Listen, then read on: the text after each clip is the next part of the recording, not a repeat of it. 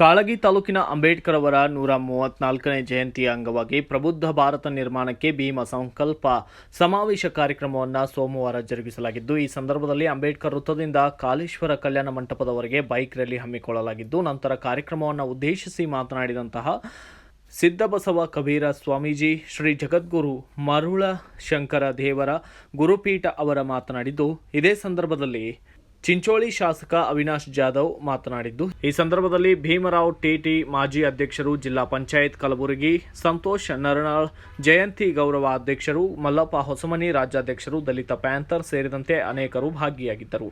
ಇವತ್ತು ಎಲ್ಲಿ ಮಟ್ಟಕ್ಕೆ ಅಂತ ಕೇಳಿದ್ರೆ ಬರೀ ದೇವಸ್ಥಾನಗಳ ಸಾಲಿಗಳಲ್ಲ, ಪಾರ್ಲಿಮೆಂಟ್ನಾಗ ಹೋಗಿ ನೀವು ಕೂಡ ಪ್ರಧಾನಮಂತ್ರಿ ಆಗಬಹುದು ಅನ್ನೋದ ಸ್ವತಂತ್ರತೆಯನ್ನ ಡಾಕ್ಟರ್ ಬಾಬಾ ಸಾಹೇಬ್ ಅಂಬೇಡ್ಕರ್ ಅವರು ನಮ್ಗೆ ಕೊಟ್ಟಿದ್ದಾರೆ. ಅವ್ರು ಅನುಭವಿಸಿದಂತ ಕಷ್ಟ ಇಷ್ಟಿಷ್ಟಲ್ಲ. ನಾವು ಅವ್ರನ್ನ ನೆನೆಸ್ಕೊಂಡ್ರೆ ಕಣ್ಣೀರು ಬರ್ತದೆ.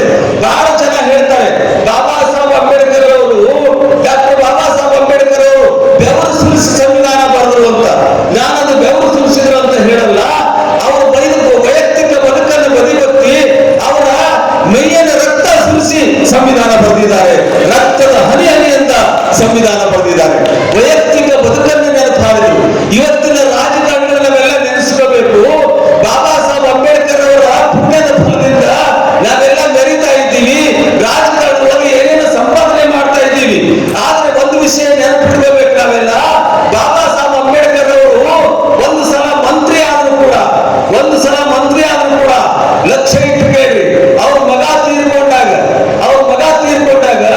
ಮುಖದ ಮೇಲೆ ಹೊಚ್ಚಲಿಕ್ಕೆ ಒಂದು ಹೊಸ ಬಟ್ಟಿ ಸಿಗಲಿಲ್ಲ ಅಂದ್ರೆ ಅವರೆಷ್ಟು ನಿರಾಳವಾಗಿ ಬದುಕಿದ್ರು, ಅವರೆಷ್ಟು ನಿಸ್ವಾರ್ಥವಾಗಿ ದೇಶಕ್ಕಾಗಿ ತಮ್ಮನ್ನು ಸಮರ್ಪಣೆ ಮಾಡಿಕೊಂಡಿರೋದಕ್ಕೆ ಸಾಕ್ಷಿ ಆಗ್ತದೆ.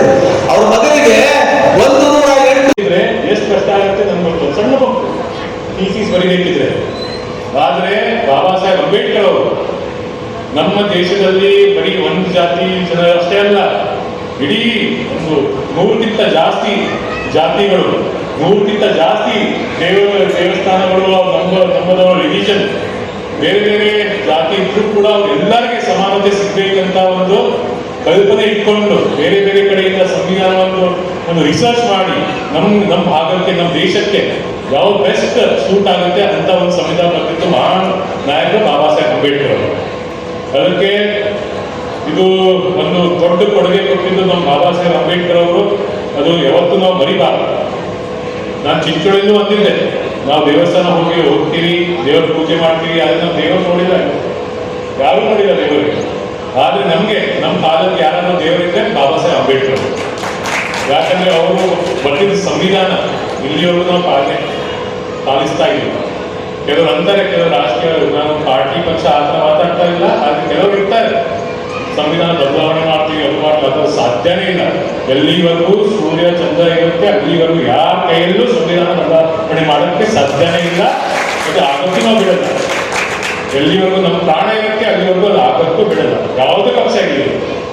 ನಾನಿಲ್ಲಿ BJP ಶಾಸಕ ಅಂತ ಮಾತಾಡ್ತಾ ಇಲ್ಲ. ನಾನು ಯಾವುದೇ ಪಕ್ಷ ಇರಲಿ, ನನ್ನ ಕಾನ್ಸ್ಟಿಟ್ಯೂಷನ್ ಸಂವಿಧಾನದಿಂದ ಒಬ್ಬ ಡಾಕ್ಟರ್ ಆಗಿ, ಒಬ್ಬ MBBS ಮಾಡಿ ಡಾಕ್ಟರ್ಗೆ MLA ಆಗಿದ್ದೀನಿ. ಅವ್ರೊಂದು ಕೊಡುಗೆಯಿಂದ ನಾನು MLA ಆಗಿದ್ದೀನಿ, ಅವರು ಆಶಯದಿಂದ MLA ಆಗಿದ್ದೀನಿ. ಎಲ್ಲ ಹೋರಾಟಗಳಿಗೆ ದಾರಿ ಸುಗಮ ಆಗ್ತದೆ. ಭಾರತದಲ್ಲಿ ಜಾತಿಗಳ ಹುಟ್ಟು ಹೆಂಗಾಯ್ತಂತ ಬಾಬಾ ಸಾಹೇಬ್ ಬರೀತಾರೆ. ಭಾರತದಲ್ಲಿ ಜಾತಿಗಳ ನಿರ್ಮೂಲನೆ ಹೆಂಗಾಗಬೇಕು ಅನ್ನೋದು ಬಾಬಾ ಸಾಹೇಬ್ ಬರೀತಾರೆ. ಈ ಎರಡು ಪುಸ್ತಕಗಳು ಪ್ರತಿಯೊಬ್ಬ ಹೋರಾಟಗಾರರು ಓದಲೇಬೇಕಾಗಿರ್ತಕ್ಕಂಥದ್ದು. ಆ ಓದಲಿಲ್ಲ ಅಂತಂದರೆ ಬಾಬಾ ಸಾಹೇಬರ ಹೋರಾಟದ ದಾರಿ ಸಂಪೂರ್ಣ ಅರಿವು ನಮಗಾಗೋದಿಲ್ಲ. ಇನ್ನೊಂದು ಮಾತು ಬಹಳ ಮಹತ್ವದ್ದು, ಅದು ಹೇಳಿ ನಾನು ಮಾತು ಮುಗಿಸ್ತಾ ಇದ್ದೇನೆ. ನಮಗೆ ಈಗ ಮಾಡಬೇಕಾಗಿರೋದೇನು ಗಂಗಾಧರ, ನಾನು ಬಹಳ ಶಾರ್ಟ್ ಮಾತಾಡ್ತಾ ಇದ್ದೀನಿ. ಗುರು TT ಅಣ್ಣವ್ರು ಹೇಳಿದ್ದಾರೆ ಯಾವ ರೀತಿ ಜಯಂತಿ ಮಾಡಬೇಕು, ಯಾವ ರೀತಿ ಮಾಡಬಾರ್ದು ಅಂತ. ನಮಗೆ ಮಾಡಬೇಕಾಗಿರೋದು ನಮ್ಮ ಸಾರ್ವಜನಿಕ ಸಾಮಾಜಿಕ ಜೀವನದಲ್ಲಿ ಅಂಬೇಡ್ಕರ್ರನ್ನ ಹ್ಯಾಂಗ್ ತಗೊಂಡು ಬರೋದು ಮತ್ತು ನಮ್ಮ ವೈಯಕ್ತಿಕ ಜೀವನಗಳಲ್ಲಿ ಅಂಬೇಡ್ಕರರನ್ನ, ಅವರ ಚಿಂತನೆಗಳನ್ನು ಹ್ಯಾಂಗ್ ತಗೊಂಡ್ಬರೋದು. ಇದು ಎರಡು ಜರೂರು ಕೆಲಸ ನಾವು ಮಾಡಬೇಕಾಗಿದೆ. ನಮ್ಮ ವೈಯಕ್ತಿಕ ಜೀವನದಲ್ಲಿ ಹ್ಯಾಂಗ್ ಕರ್ಕೊಂಡ್ಬರ್ಬೋದು ಅಂಬೇಡ್ಕರ್ರನ್ನ? ಶಿಕ್ಷಣ ಯಾವುದಕ್ಕೆ ಹೆಚ್ಚು ಮಹತ್ವ ಡಾಕ್ಟರ್ ಬಾಬಾ ಸಾಹೇಬ್ ಕೊಟ್ಟರು, ಆ ಶಿಕ್ಷಣದ ಬಗ್ಗೆ ನಾವೆಷ್ಟು ಸೀರಿಯಸ್ ಇದ್ದೀವಿ ಅಂತ. ನಮ್ಮ ಮಕ್ಕಳು ನಮ್ಮ ಶಾಲೆಗಳಿಗೆ ಹೋಗ್ತಾರೆ ಹಳ್ಳಿಗಳಲ್ಲಿ.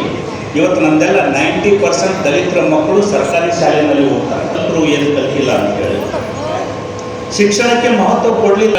ಇವತ್ತು ಬುದ್ಧರ ಪ್ರಾರ್ಥನೆ ಹೇಳಬೇಕಾದ್ರೆ ನಾವು ಹೇಳ್ತೀವಿ. Bureau report Hanumantha Kudahalli, BV5 news Kannada, Kalagi. Thanks for watching. Read, discuss and debate with editor Dr. Yan Prashant Rao. Wanted reporters in print, digital and visual media for Bharat Vaibhav Daily Newspaper, BV News 5 Channel and BV Fast Web News from all the talukas of Karnataka, Goa and Maharashtra. If interested, send your resume to 9019229369.